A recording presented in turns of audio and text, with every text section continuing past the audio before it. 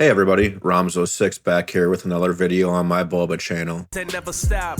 The Rhymes 06, cool and precise. Midwest Well then, rain, cold as ice. let's bow. Okay, let's go.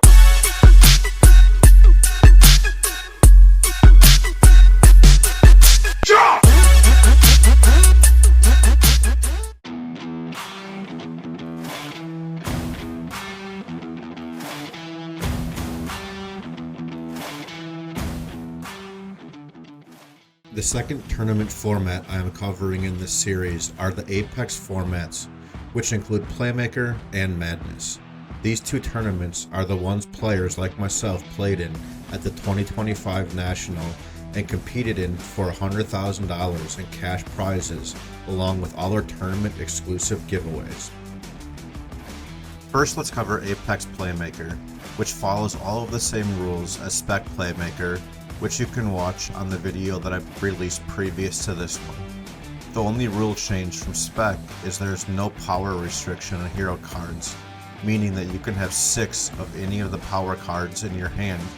With the exception of the few 250 power cards out there, a max powered Apex deck would consist of 6 200 power cards, 6 195 power cards, and so on down to 155 power. Otherwise, all of the other deck building rules and requirements are exactly the same.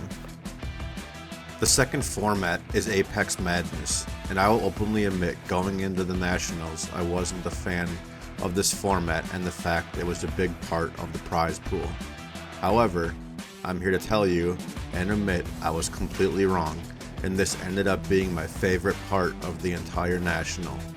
With that being said, let's cover the rules, and then I will share my experience playing in the Apex Madness tournament. The basic rules follow every single rule in Spec Playmaker deck building.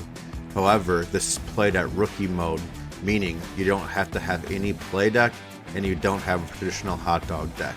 In rookie mode, you draw the top 7 cards from your hero deck and face them down in battle in any order you want, and then it turns into 7 individual battles of traditional war. Hero deck building is where the madness comes into play. You have your standard 160 power spec deck.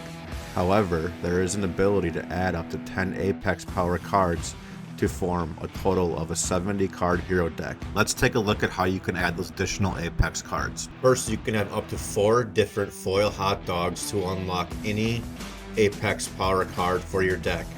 And then from there, for every 10 of the following inserts or parallels in the core hero deck, the player may add 1 additional card of the following same parallel insert types: Inspired Ink Battle Foils, 80s Rad, Grandma's Linoleum, Blizzard, Color Battle Foils, orange, blue, green, or pink. You can have 10 of each individual color, or 10 total of them all. Bubblegum Battle Foils, Mixtape, Miami Ice, and lastly, Fire Tracks. Players can classify an Inspired Ink Bubblegum as either an Inspired Ink or a Bubblegum, but not both. Superheroes are considered wild and can be used in any of the 1 of 10 spots regardless of parallel. However, remember that Apex cards must be unique across teams, meaning that you can't have duplicates of the same hero, and it follows the same rules of deck building, meaning that heroes with the same name, pose, weapon type, and power are considered the same regardless of parallel. Now let's take a look at the last housekeeping items for Apex Madness. Madness is played in squads of 4 to 6 players, but only 4 compete at a given time. Again, it's played in rookie mode, and the match scoring is if you win your head-to-head battle, you get 1 point for your team, and a tie constitutes as a half a point. After all 4 matches are played, the team with the highest points wins that round. And that's it when it comes to learning how to play both Apex Playmaker and Apex Madness.